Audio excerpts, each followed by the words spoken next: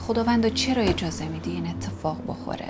به همه اینا فکر میکردم اگه من نباشم یا اصلا اگه قرار باشه که من از زندگی اونا برم، واقعا از 2 بچه من چه کسی نگهداری میکنه؟ واقعا چه کسی مراقبت میکنه؟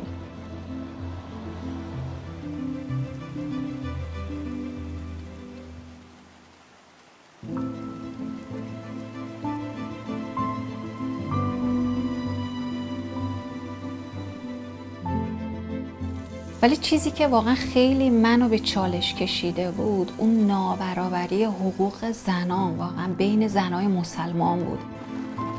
اسلامی رو میدونن کمک بگیری، حتی شروع کردن به خوندن قرآن، واقعا به مطالعه قرآن، ولی واقعیت این بود که نمیشد این نابرابری که بین زن و مرد هست رو توی اسلام نادیده گرفت. به خاطر اینکه اون بها و ارزشی که باید به تو به عنوان یک انسان داده بشه نمیشه و تو اینو کاملا میبینی. این کاملا خیلی عادیه، خیلی نرماله. پس میگم واقعا تو تمام قسمت‌های زندگیت وجود داره. خواهر همسرم درباره مسیح با من صحبت کرد و یه انجیل به من هدیه داد و ازم خواست که بخونم.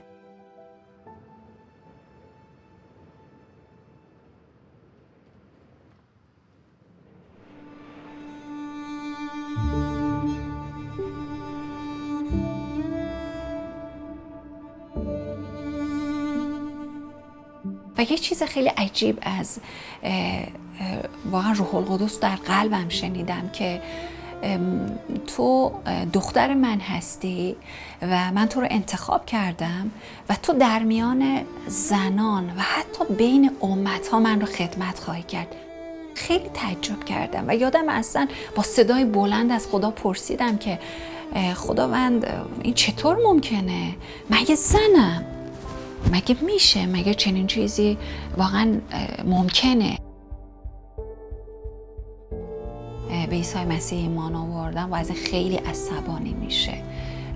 واقعا امکان طلاق و جدایی بود، واقعا این به معنی واقعی بود، این اتفاق می افتاد و قطعا به من به عنوان یه مسلمانی که دینش رو عوض کرده مسیحی شده بچه های من داده نمیشد. حتی اجازه ملاقات با اونها، اجازه واقعا دیدنشون هم من نداشتم، چون همه حق و حقوق من از من گرفته میشد.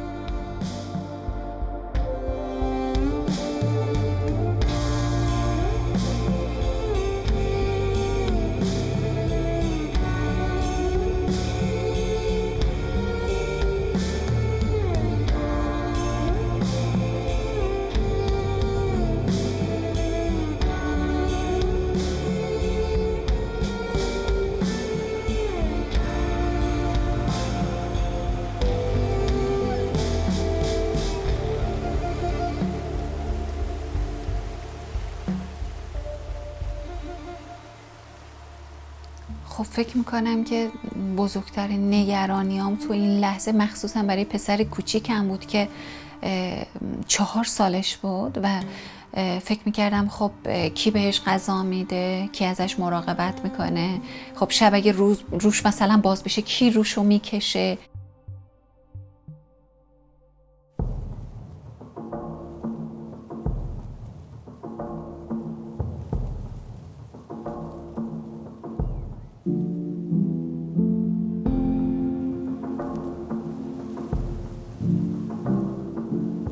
من یاد بگیرم و بتونم این رو امروز به عنوان شهادت هایی که خدا در زندگی من انجام داده به زنای دیگه مسلمان بودن، مسیحی شدن، مشکلات مثل مشکلات من رو داشتن و واقعا بخوام که در کنارشون باشم، براشون دعا کنم و باشون واقعا اینو در میون بگذارم.